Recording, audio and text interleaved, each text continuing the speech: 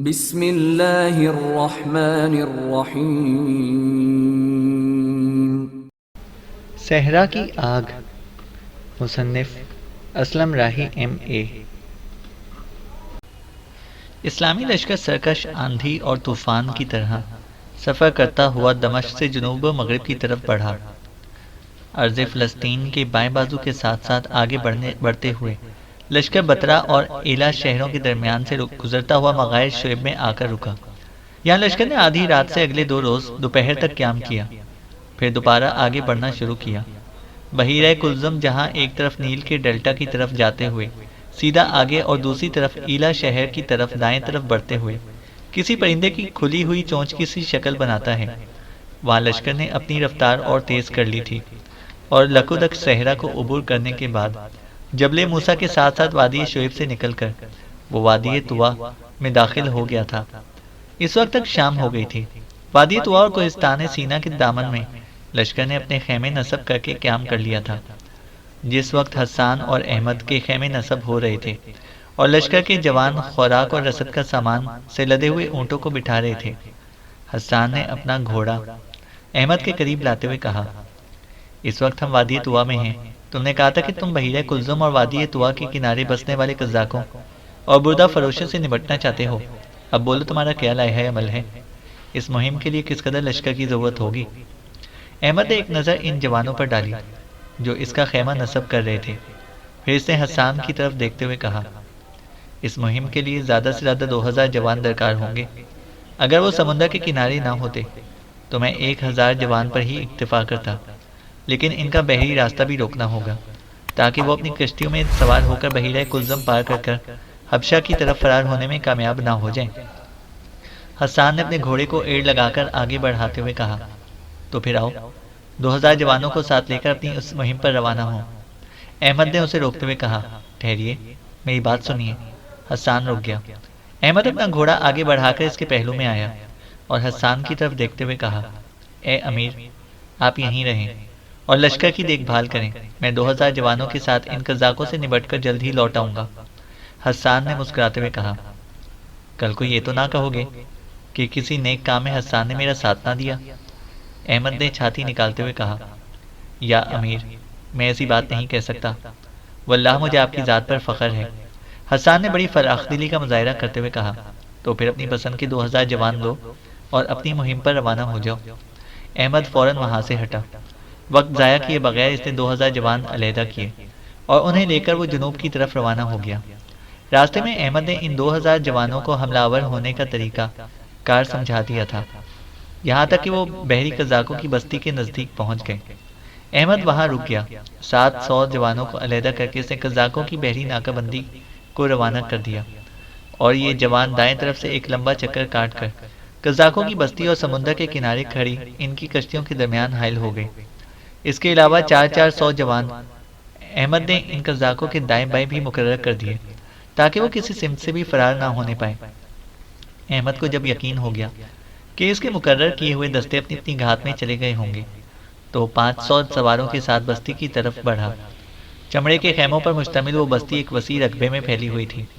احمد جب اپنے سواروں کے ساتھ بستی میں داخل ہوا تو لوگ سراسیمہ ہو کر اپنے اپنے خیموں سے باہر نکل کر انہیں دیکھنے لگے، کیونکہ احمد اور اس کے ساتھی پوری طرح مسلح تھے، جس سے بستی والوں کو خطرے کی بو آ رہی تھی۔ ایک خیمے کے سامنے احمد رک گیا اور وہاں کھڑے ایک بوڑھے کو مخاطب کر کے اس نے کہا، تمہارے اس سردار کا خیمہ کس طرف ہے؟ وہ میرا پرانا جاننے والا ہے، میں اس سے ملنا چاہتا ہوں۔ کیا تم اس کے خیمے تک میری رہنمائی کرو گے؟ میں اس کے لیے ایک مفید اور اچھی خبر لے کر آیا ہوں۔ احمد کی باتوں سے وہاں جمع ہونے والے لوگ مطمئن ہو گئے۔ انہوں نے اندازہ لگا لیا تھا کہ خطرے کی کوئی بات نہیں، لہٰذا وہ دوبارہ اپنے خیموں کے اندر چلے گئے۔ وہ بوڑھا چپ چاپ احمد کے گھوڑے کے آگے آگے چلنے لگا۔ تھوڑی دور آگے جا کر احمد نے اس بوڑھے سے پوچھا، میں تمہارے سردار کا نام بھول گیا ہوں، کیا تم بتا سکو گے اس کا نام کیا ہے؟ بوڑھے نے رک کر احمد کی طرف دیکھتے ہوئے کہا، اس کا نام قدیمہ ہے اور وہ ایک عرصے سے ہمارا سردار چلا آ رہا ہے۔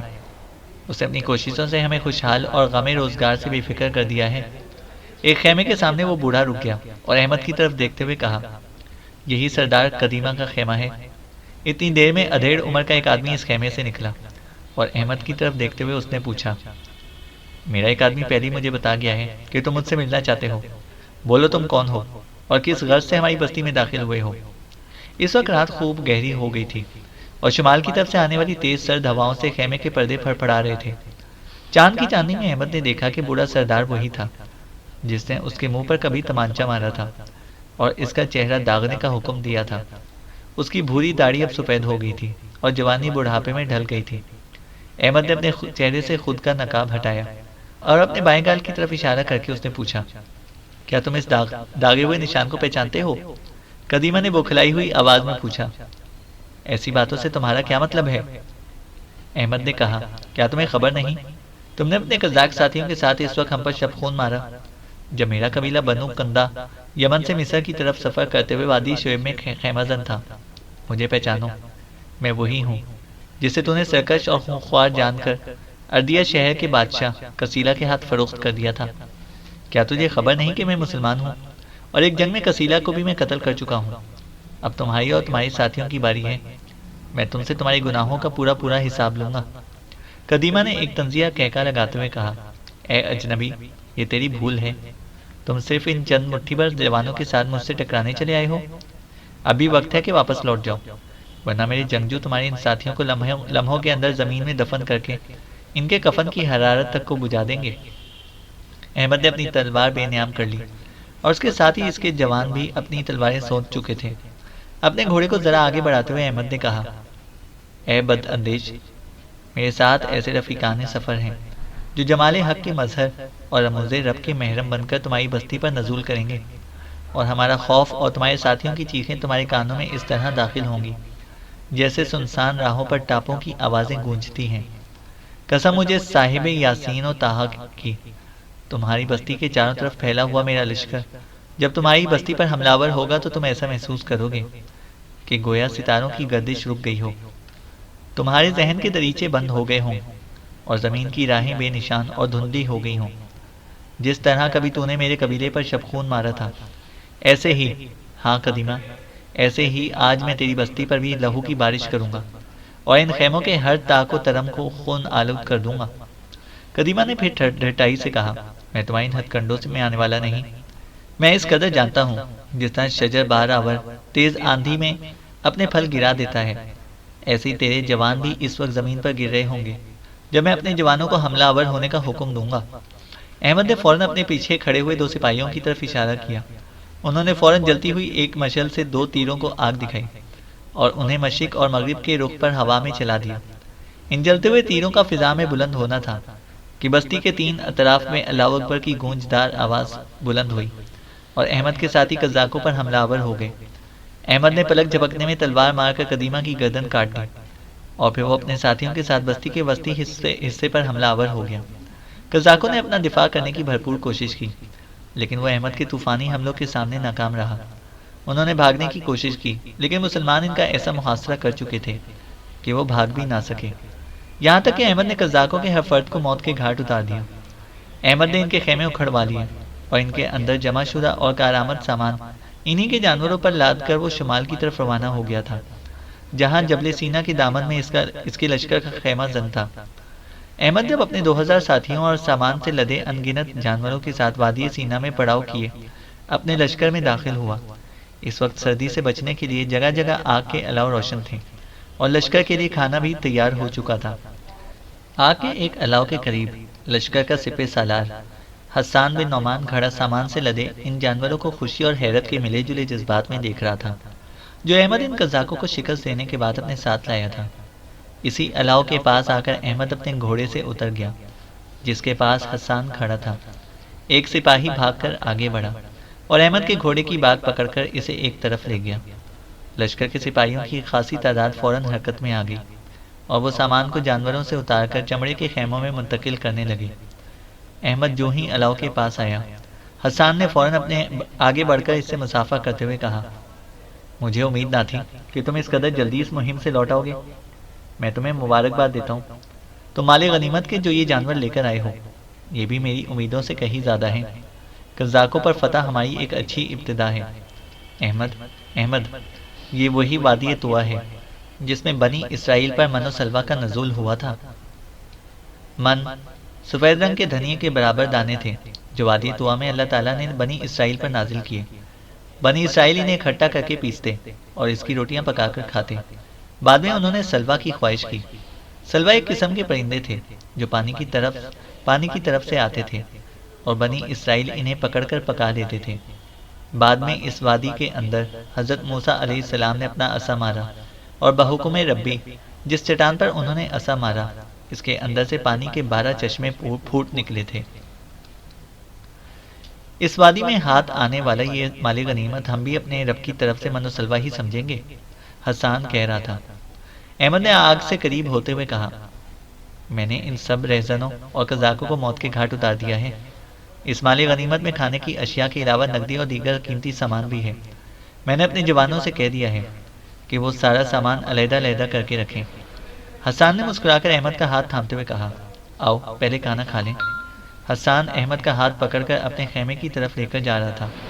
رات کے پچھلے پہر تک لشکر نے وادی طوا کے اندر ہی پڑاؤ کیے رکھا۔ فجر کی نماز سے کچھ دیر قبل حسان کے حکم پر پورا لشکر اٹھ کر کھڑا ہوا اور کوچ کی تیاری شروع ہو گئی۔ آنن فانن خیمے اکھاڑ کر طے کر دیے گئے، سامان اونٹوں پر لاد دیا گیا۔ اس کے بعد لشکر نے فجر کی نماز ادا کی اور صبح کا کھانا کھانے کے بعد وہ وادی طوا سے کوچ کر رہا تھا۔ لشکر برق رفتاری سے آگے بڑھتا ہوا جس وقت دریائے نیل کو پار کر رہا تھا تو کسی نے بلند آواز میں احمد کے قریب آ کر کہا، السلام علیکم یا امیر۔ احمد نے مڑ کر دیکھا، وہ اس کا چھوٹا بھائی خصیب تھا جو اپنے گھوڑے کو بھگاتا ہوا احمد کے پہلو میں لے آیا تھا۔ اسے دیکھتے ہی احمد کے ہونٹوں پر مسکراہٹ بکھر گئی اور اسے سلام کا جواب دیتے ہوئے کہا، خصیب تم کیسے ہو؟ خصیب نے اپنا گھوڑا اور قریب لاتے ہوئے کہا، آپ کے سامنے ہوں، دیکھ لیں، آپ میری توقعات سے کہیں پہلے لشکر لے کر لوٹ آئے ہیں۔ میں ایک بلند ٹیلے پر کھڑے ہو کر ہر روز لشکر کی راہ دیکھا کرتا تھا۔ احمد نے پھر پوچھا، تمہارے ماں باپ اور بھائی کیسے ہیں؟ خصیب نے مطمئن انداز میں کہا، اخی احمد کے زندہ ہونے کا سن کر میرے ماں باپ بے حد خوش ہیں۔ کھیتی باڑی کا سارا کام اخی شیبان نے سنبھال رکھا ہے کہ میرے ابھی سے اب کام نہیں ہوتا۔ سب گھر والوں کا آپ کے نام ہی پیغام ہے کہ آپ اخی احمد کو ہمیں جلدی تلاش کر کے دیں۔ احمد جواب میں کچھ کہنے ہی والا تھا کہ حسان نے اشارے سے احمد کو اپنی طرف بلایا۔ احمد نے مسکرا کر خصیب کی طرف دیکھتے ہوئے کہا، مجھے امیر بلا رہے ہیں، میں دیکھوں کہ وہ کیا کہتے ہیں۔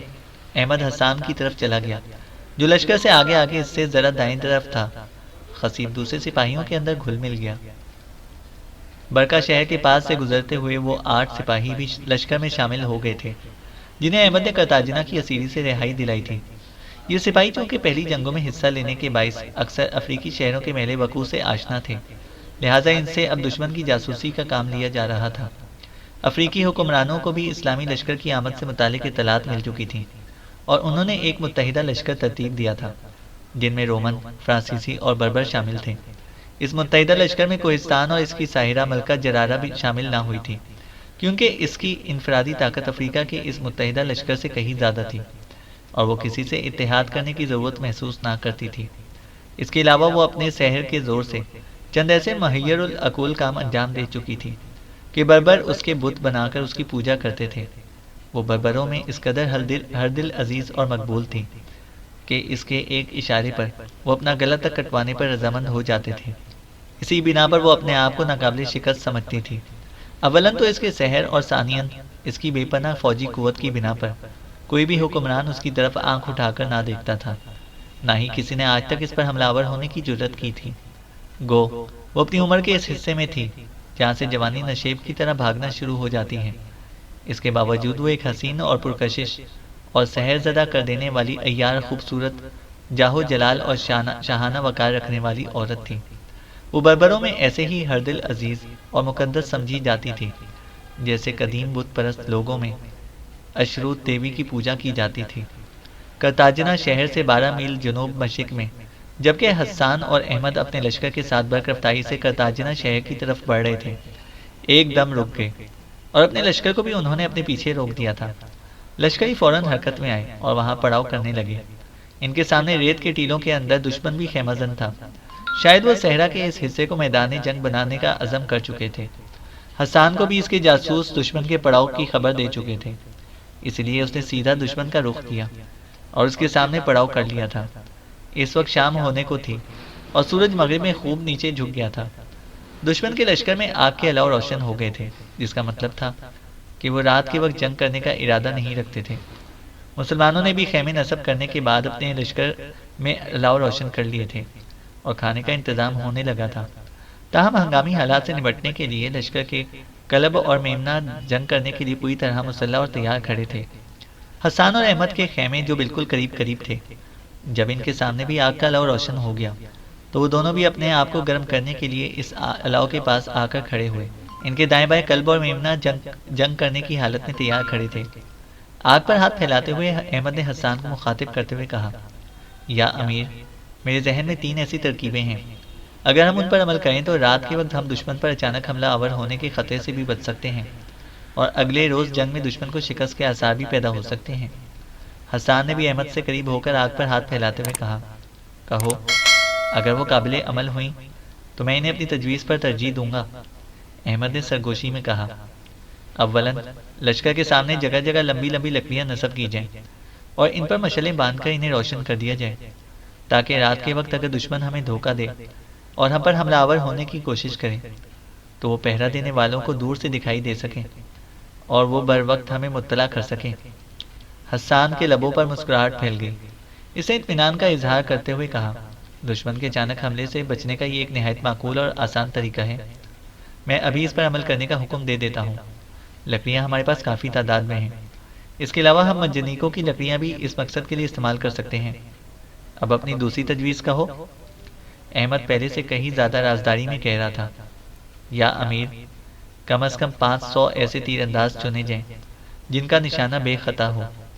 ان تیر اندازوں میں سے 200 میدان جنگ کے دائیں اور بائیں ریت کے ٹیلوں کی اوٹ میں چھپ کر بیٹھ جائیں، اور جب جنگ زوروں پر ہو تو یہ دشمن پر اندھا دھند تیر برسائیں اور انہیں چھلنی کر کے خوب نقصان پہنچائیں۔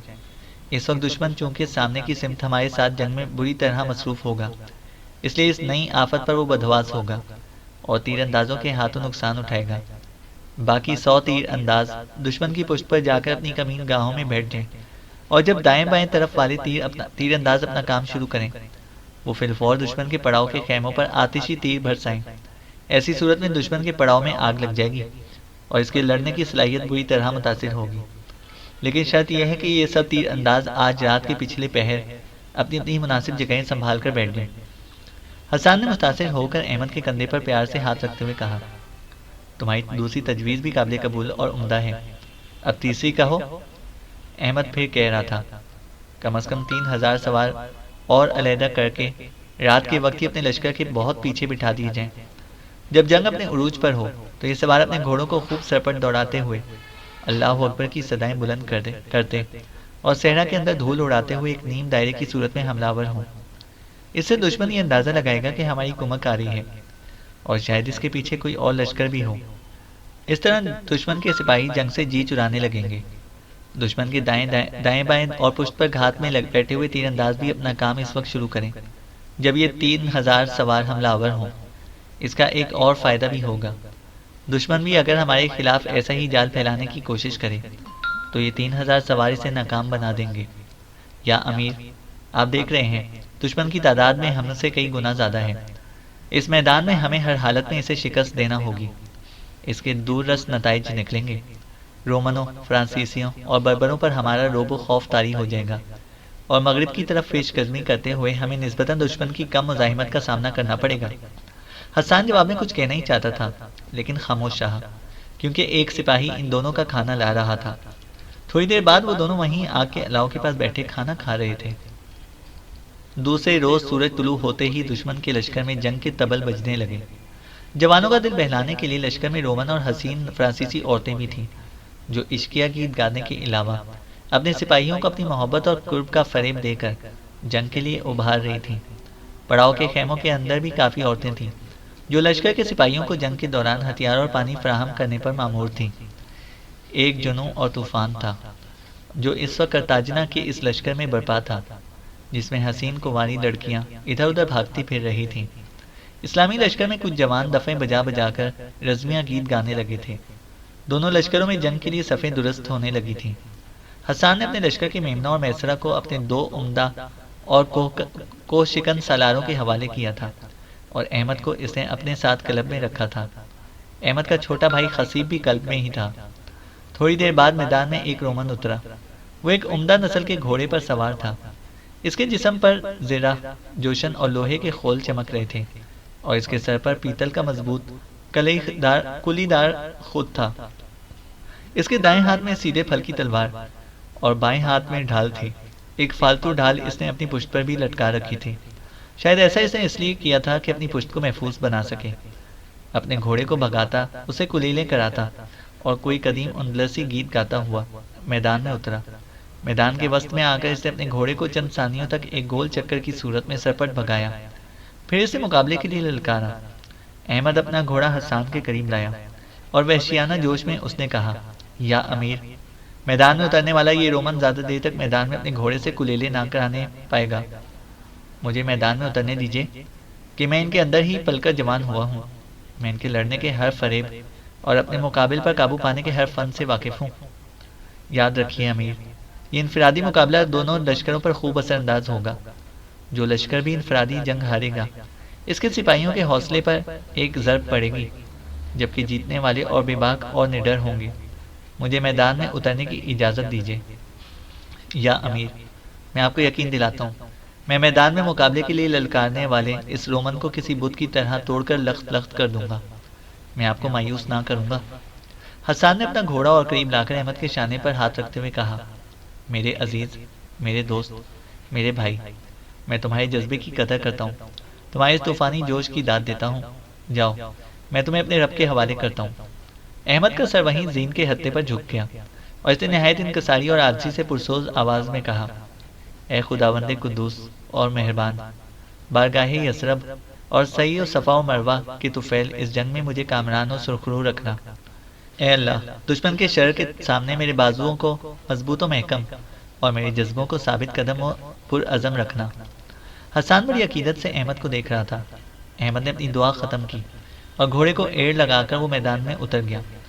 اپنا گھوڑا دوڑاتا ہوا احمد جب اس رومن کے سامنے گیا تو اس نے ایک بھرپور نگاہ احمد کے سراپے پر ڈالی اور پھر تنزن اس نے کہا، تمہارا لباس کیسا بوسیدہ، تمہارے ہتھیار کیسے منہنی، اور تمہارا خود کیسا فرسودہ سا ہے۔ ہاں، تمہارا گھوڑا خوب توان اور منچلا ہے، اور یہی وہ واحد شے ہے جس پر تمہاری موت کے بعد میں قبضہ کرنا پسند کروں گا۔ کیا تم ان ہتھیاروں سے میرے ساتھ جنگ کرنے پر آئے ہو؟ احمد نے کھلتی ہوئی آواز میں کہا، جس طرح تمہارے ہتھیار تمہاری زرہ اور خود چمکدار ہیں، ایسے ہی میرا جذبہ جنگ آوری، روشن اور تابدار ہے۔ جس طرح میرا لباس فرسودہ اور ہتھیار منہنی ہے، ایسے ہی تمہارا مقصد فرسودہ اور جنگ کرنے کا مدعا منہنی اور بے بنیاد ہے۔ یاد رکھو، میری تلوار وہ تلوار ہے جو کاٹنا جانتی ہے، میرے ترکش میں وہ تیر ہیں جو سینے میں پیوست ہونا جانتے ہیں۔ سنو، میری تلوار جب تم پر گھٹا بن کر برسے گی تو تم اپنے سامنے ہفت افلاک کے طوفان کھڑے دیکھو گے۔ اپنے گھوڑے کو آگے بڑھا کر مجھ پر حملہ کرو، میں تمہیں پہلے ہی وار کرنے کا موقع دیتا ہوں، پھر دیکھنا کون کس کے گھوڑے پر قابض ہوتا ہے۔ رومن کسی سرکش گھوڑے کی طرح سیخ پا ہو گیا تھا۔ اس نے آگے بڑھ کر احمد پر حملہ کر دیا۔ پیدر پہ کئی وار اس نے احمد پر کیے، لیکن احمد اس کے ہر حملے کو اپنی ڈھال پر روک چکا تھا۔ کچھ دیر تک رومن احمد پر چھایا رہا، اور احمد نے جان بوجھ کر اپنے آپ کو صرف اس کے وار روکنے تک محدود کر لیا۔ رومن کا حوصلہ احمد کے اس طرز عمل سے بڑھ گیا اور وہ اپنے گھوڑے کو دائیں بائیں لا کر ہر طرف سے حملہ آور ہو رہا تھا۔ رومن کو جہاں ایک طرف یہ اطمینان تھا کہ وہ بدو اور کھلی آستینوں والا عرب حملہ آور ہونے کی بجائے دفاع تک محدود ہے، وہاں سے یہ فکر بھی دامن گیر تھی کہ وہ بڑی مہارت اور سبک دستی کے ساتھ اس کے ہر حملے کا صحیح اور مناسب دفاع کر رہا تھا۔ تاہم وہ مطمئن بھی تھا کہ حالات و واقعات کا دھارا اس کے حق میں تھا، لیکن جلدی یہ کیفیت بھی بدل گئی۔ کچھ دیر تک رومن کے خطرناک وار اپنی ڈھال پر روکتے روکتے احمد نے ایک موقع پر اپنے گھوڑے کو تھوڑا سا پیچھے ہٹایا۔ چمڑے کی باغ کو ایک سخت جھٹکا دے کر اس نے گھوڑے کو اپنے پاؤں پر کھڑے ہی کھڑے بڑی تیزی کے ساتھ ایک گول چکر میں گھمایا۔ پھر اس رومن کی طرف دیکھتے ہوئے اس نے سمندر کی سرگوشی سے مشابہ آواز میں کہا، اے ہوس کے سوداگر، میں نے تجھے اپنا حربہ آزمانے کا موقع دیا، لیکن تو کچھ نہ کر سکا۔ دیکھ، اب میں تیرے پگھلنے کا عمل شروع کرتا ہوں۔ اب تو اپنے جہاں فکر اور تنگنائے خیال سے باہر نکل کہ میں تیرے ہجر کی سیاہ رات جیسے افسوسناک باب کی ابتدا کرتا ہوں۔ احمد کی رگیں تن گئیں۔ اس کا چہرہ شرخ ہو اور تلوار کے دستے پر اس کی گرفت اور زیادہ مضبوط ہو گئی تھی۔ ایک دم احمد نے اپنے گھوڑے کو ایڑ لگا کر آگے بڑھایا اور رومن کے سامنے آ کر وہ سرکش آندھی اور وقع بے پناہ سیل کی طرح حملہ آور ہوا تھا۔ رومن کے حلق سے ایک اضطراری چیخ نکل گئی، کیونکہ احمد ایسی تیزی کے ساتھ اور ایسا قہر آلود ہو کر حملہ آور ہوا تھا جیسے وہ صحرا چیخ اٹھے گا، پہاڑ چلا اٹھیں گے اور رومن کو وہ وقت کے غبار اور زمانے کی دھول میں دفن کر دے گا۔ رومن کے دفاع کا انداز تعصف انگیز تھا۔ وہ امید بھی نہ کر سکتا تھا کہ کھلی آستینوں اور بوسیدہ ہتھیاروں والا وہ عرب ایسی خطرناک، ایسی وحشت انگیز صورت بھی اختیار کر سکتا تھا۔ وہ اپنے سامنے زمین کو لرزہ براندم اور اپنی ہر کوشش اور سعی کو دھول میں بکھیرتے دیکھ رہا تھا۔ رومن اپنے پراگندہ ذہن کے ساتھ سوچوں میں گم تھا کہ احمد کی تلوار اس قدر سختی اور قوت کے ساتھ اس کی ڈھال پر گری کہ وہاں سے پھسل کر اس کے شانے پر لگی اور زیرہ کی کتنی کڑیاں کاٹنے کے بعد اسے ایک گہرا گھاؤ لگاتی چلی گئی۔ درد کی شدت کے باعث رومن ذرا سا جھک گیا تھا اور وقت اس کے خلاف فیصلہ دے چکا تھا۔ اتنی دیر تک احمد نے دوسرا وار بھی کر دیا۔ رومن نے اپنا آپ بچانے کی خاطر ڈھال آگے کر کے وار کو روکنا چاہا، لیکن وہ ناکام رہا۔ احمد اپنی تلوار کو ایک دم اپنے بائیں شانے پر لے کر گیا اور وہاں سے لہرا کر اسے اپنی تلوار رومن کے دوسرے شانے پر گرا دی۔ رومن کے دوسرے شانے سے بھی ذرہ کی کڑیاں کٹ گئیں اور احمد کی تلوار اسے ایک گہرا زخم دیتی ہوئی نکل گئی۔ رومن کا تلوار والا ہاتھ لٹک گیا، اس کا سر زین کے ہنے پر جھک گیا اور اس کی بائیں ہاتھ سے اس کی ڈھال زمین پر گر گئی۔ احمد نے فوراً اپنے گھوڑے کو اس کے قریب کیا۔ اپنی تلوار اور ڈھال اس نے دونوں بائیں ہاتھ میں لے لی۔ دایاں ہاتھ آگے بڑھا کر اس نے رومن کو اس کی چمڑے کی اس پیٹی سے پکڑ لیا جو اس کی تلوار اور خنجر لٹکانے کے لیے تھی۔ ایک جھٹکے کے ساتھ احمد نے رومن کو اٹھایا اور اپنے سر کے اوپر سے گھما کر پوری قوت سے ریت پر پٹک دیا۔ خود بھی وہ گھوڑے سے کود گیا۔ رومن کے قریب آیا اور اپنی تلوار لہراتے ہوئے کہا، اے فرزند ابلیس، تو اپنے کن اعمال اور کن روایات کی بنا پر میرے ہتھیاروں کو فرسودہ اور منحنی کہہ رہا تھا؟ دیکھ، میری اسی خمدار تلوار نے تیرے غرور میں اکڑے ہوئے سر کو کیسا زمین بوس کر دیا۔ شیطان کے گماشتے، میرا تعلق اس قوم سے ہے جو محبت میں ریشم اور جنگ میں کوسار ہے، جو دوست کے لیے نرم اور دشمن کے لیے رزم ہے۔ اگر تجھ میں سکت ہو، اگر تو میرے سامنے ثابت و مستحکم رہنے کی استطاعت رکھتا ہو تو اٹھ، پھر میرا مقابلہ کر کے دیکھ۔ اگر تو اپنے گھوڑے پر سوار نہیں ہو سکتا ہے تو میں تجھے اس پر سوار ہونے میں مدد دے سکتا ہوں، تاکہ تو یہ نہ کہے کہ مجھے مقابلے کا پورا موقع نہ دیا گیا۔ رومن بے سدھ پڑا تھا اور اس نے کوئی جواب نہ دیا۔ احمد نے تلوار لہرائی اور اس کی گردن کاٹ دی۔ پھر وہ اپنے گھوڑے پر سوار ہو کر اپنے لشکر کی طرف جا رہا تھا۔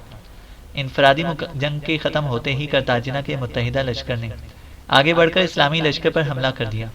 خاک و خون کا ایک طوفان تھا جو افریقہ کے اس صحرا میں چاروں طرف اٹھ کھڑا ہوا تھا۔ گھوڑے ہنہناتے ہوئے اپنے سواروں سمیت ریت پر گر رہے تھے، تلواریں برس رہی تھیں، ڈھالیں ابھر ڈوب رہی تھیں۔ مرنے والوں کی دل دوست چیخیں اور زخمی ہونے والوں کی آہو پکار، تلوار کی جھنکار، گھوڑوں کی ہنہناہٹ، ڈھالوں کے ٹکرانے کی آوازوں اور اسلامی لشکر سے اٹھنے والی اللہ اکبر کی صداؤں میں ڈوب کر رہ گئی تھی۔ کرتاجنہ کا لشکر گو کے تعداد میں کئی گنا زیادہ تھا۔ اس کے باوجود مسلمانوں نے ان کے حملے کو روک کر انہیں آگے بڑھنے سے روک دیا تھا۔ رومنوں کی خنجر نما سیدھی تلواریں اور مستطیل ڈھالیں کھلی آستینوں والے عربوں کی خمدار لمبی بھاری تلواروں اور گول ہلکی پھلکی ڈھالوں کے سامنے ناکام اور ناکافی ثابت ہو رہی تھیں۔ مسلمانوں کی میمنہ اور میسرہ نے دشمن کے گرد ایک حالہ سا بنا لیا تھا، جبکہ حسان اور احمد لشکر کے قلب کے ساتھ دشمن کے اندر تک یوں گھس گئے تھے جیسے برف کے کسی ڈھیر میں خنجر گھونپ دیا گیا ہو۔ جنگ جب اپنے شباب اور عروج پر تھی، اچانک رات کے وقت گھات میں بیٹھے ہوئے 3000 مسلمان سوار اپنے لشکر کی پشت پر نمودار ہوئے۔ پھر وہ اللہ اکبر کی فلک شگاف آوازیں بلند کرتے اور اپنے گھوڑوں کو ایڑ پر ایڑ لگا کر سر پر دوڑاتے ہوئے ایک کھلے اور نیم دائرے کی شکل میں میدان جنگ کی طرف بڑھے۔ وہ اس قدر پھیل کر اور ایسے انداز میں دھول اڑاتے ہوئے آ رہے تھے کہ محسوس ہوتا تھا کہ ایک بہت بڑا لشکر مسلمانوں کی کمک کے طور پر پہنچ گیا ہو۔ اپنے ان ساتھیوں کی آمد پر مسلمانوں میں اور زیادہ جوش و خروش پیدا ہو گیا اور پہلے کی نسبت وہ اور زیادہ برق رفتار ہو کر لڑنے لگے۔ ان 3000 جوانوں کی آمد کے ساتھ ہی کرتاجنہ کے لشکر کے دائیں اور بائیں جو 200 مسلمان تیر انداز رات کے وقت ہی بٹھا دیے گئے تھے، انہوں نے دشمن پر اپنے زہریلے تیروں کی تیز بوچھاڑیں مارنا شروع کر دی۔ اس سے دشمن کے ان گنت سپاہی چھت کر رہ گئے۔ اور ان کے شمالی اور جنوبی حصوں میں ان تیر اندازوں کے باعث ایک کھلبلی اور ہراس پھیل گیا، اور اس وقت دشمن کے اوسان خطا ہو گئے جب انہوں نے دیکھا کہ ان کے پڑاؤ کے خیموں میں آگ لگ گئی ہے، کیونکہ احمد کی تجویز پر حسان نے جو 100 تیر انداز اس کام کے لیے منتخب کیے تھے، انہوں نے آتشی تیر برسا کر دشمن کے پڑاؤ میں آگ لگا دی تھی۔ دشمن کے لشکر میں ہر سو ایک افراتفری کا عالم برپا ہو گیا۔ آگ لگے خیموں کے اندر سے ان کی عورتیں نکل کر واویلا کرتی ہوئی باہر بھاگ رہی تھیں۔ مسلمانوں نے دشمن کی اس گھبراہٹ اور اضطراب سے پورا فائدہ اٹھایا، اور اپنی پوری قوت اور رفتار کے ساتھ انہوں نے رومنوں، فرانسیسیوں، اندلسیوں اور بربروں کا قتل عام شروع کر دیا۔ اس حالت میں دشمن زیادہ سے دیر تک میدان جنگ میں جم کر نہ لڑ سکے، لہٰذا ان کا لشکر پسپا ہونا شروع ہو گیا۔ مسلمانوں نے جب اور زیادہ زور ڈالا تو وہ متحدہ لشکر کرتاجنہ شہر کی طرف بھاگ کھڑا ہوا۔ مسلمانوں نے مارتے کاٹتے ہوئے تعاقب میں لگ گئے، یہاں تک کہ شہر میں گھس کر قلعہ بند ہو گئے۔ حسان اور احمد لشکر کو واپس اس جگہ پر لائے جہاں جنگ شروع ہوئی تھی۔ صحرا کے اندر دشمن کی لاشیں دور دور تک بکھری ہوئی تھیں۔ جلے ہوئے خیموں کے قریب اس خوراک کے سامان اور ہتھیاروں کے ڈھیر لگے ہوئے تھے جو دشمن چھوڑ کر بھاگ گیا تھا۔ لشکر کے سپاہی ریت پر بیٹھ کر اپنے ہتھیار صاف کرنے لگے تھے، جبکہ حسان اور احمد دشمن کے سامان کا جائزہ لے رہے تھے۔ سامان کے اندر ایک جگہ حسان رک گیا اور احمد کی طرف دیکھتے ہوئے اس نے کہا، حشم کے بیٹے، تو نے دیکھا ہمارے رب کی برکتیں اور سماوی نعمتیں کس طرح ہمارا ساتھ دے رہی ہیں، اور وہ دشمن جو اس پیاس کے صحرا میں آگ اور خون کا وحشت بدوش کھیل کھیلنے آیا تھا، اپنے ظلم و جور کی فوج سیاہ بخت کے ساتھ بھاگ کر اب قلعہ بند ہو گیا ہے۔ احمد، قسم مجھے بدر کے مقدس میدان اور احد کی متبرک چٹانوں کی، خدا کو تعصب و گھمنڈ، عجب و استکبار اور غرور و فخر پسند نہیں۔ اگر ہم اسی طرح نسلی تفاخر اور گروہی عصبیت سے پاک ہو کر دل تسلیم، اتحاد و عمل اور عزم صمیم کے ساتھ اپنے رب کی راہ میں جہاد کرتے رہیں تو وہ ہر میدان میں ہمیں اسی طرح تابناکی اور درخشندگی بخشتا رہے گا۔ حسان چند ثانیے تک رکا، پھر اپنے سامنے بکھرے ہوئے دشمن کے شراب کے برتنوں میں سے ایک کو اپنے پاؤں کی سخت ہو کر مارتے ہوئے اس نے پھر کہا، احمد، یہ مادی لذتیں انسانی زندگی کی معراج نہیں ہیں۔ ایسی سفلی خواہشات اور بدی کی محرک اشیاء انسان کے فکر و کردار کی ترتیب کو منتشر کر دیتی ہیں، اور ابن آدم اپنے خمیر کے اصل تشخص اور وجود سے بے نیاز ہو جاتا ہے۔ حسان نے ذرا رک کر پھر کہا، احمد میرے دوست، میرے عزیز، اور دونوں مل کر عہد کریں کہ ہم اپنے مذہب و ملت کی خدمت کرتے ہوئے اپنی عظیمت کو کمزور اور اپنی ہمتوں کو پست نہ ہونے دیں گے۔ احمد نے اپنا ہاتھ آگے بڑھاتے ہوئے کہا، یا امیر، میں اپنی منزل اور سمت کا احساس کیے بغیر ان صحراؤں کے اندر اپنی پوری استقامت کے ساتھ آپ کا ساتھ دیتا رہوں گا۔ حسان نے احمد کا بڑا ہوا ہاتھ اپنے ہاتھ میں لے کر پرجوش مصافحہ کرتے ہوئے کہا، لا ریب، تم ایک لا نہایت دور اندیش دوست اور ایک بے کرم پرخلوص بھائی ہو۔ میں ہمیشہ تمہاری تجویزوں کی قدر اور شجاعت کی تعریف کرتا رہوں گا۔ دونوں ہاتھ میں ہاتھ ڈالے پھر سامان کا جائزہ لینے لگے۔ سورج جب غروب ہو چکا تھا اور فضاؤں میں گمبھیر سناٹے کی ابتدا ہونے لگی تھی، لشکر کے خیموں میں آگ کے الاؤ روشن ہو گئے اور کھانا تیار ہونے لگا تھا۔ اتنے میں لشکر کے اندر مغرب کی اذان کی آواز سنائی دی، لہذا وہ دونوں بھی دشمن کے جلے ہوئے خیموں کے شہر سے نکل کر اپنے لشکر کی طرف جا رہے تھے۔ میمنہ اور میسرہ کے دونوں سالاروں کے علاوہ وہ چند سپاہی بھی جو ان کے ساتھ تھے، اپنے گھوڑوں پر سوار ان کے پیچھے ہو لیے تھے۔ چینل کو سبسکرائب کریں اور بیل آئیکن کو پریس کریں تاکہ ہماری ہر اپڈیٹ آپ کو بر وقت مل سکے۔